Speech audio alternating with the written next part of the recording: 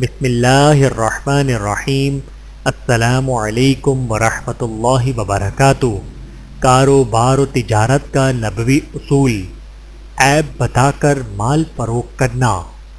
حضرت ابو ہریرہ رضی اللہ تعالیٰ عنہ سے روایت ہے کہ رسول اللہ صلی اللہ علیہ وآلہ وسلم اناج کے ایک ڈھیر کے پاس سے گزرے۔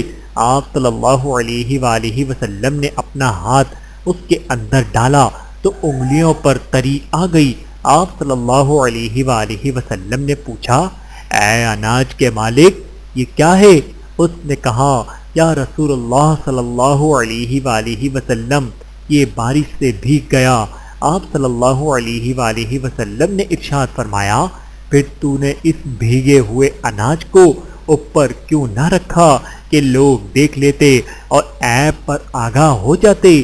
جو شخص دھوکہ دے اس کا مجھ سے کوئی تعلق نہیں۔ بحوالہ صحیح مسلم، حدیث نمبر 295۔ اللہ تعالی ہم سب کو احادیث مبارکہ پہ عمل کرنے کی توفیق عطا فرمائے، آمین ثم آمین۔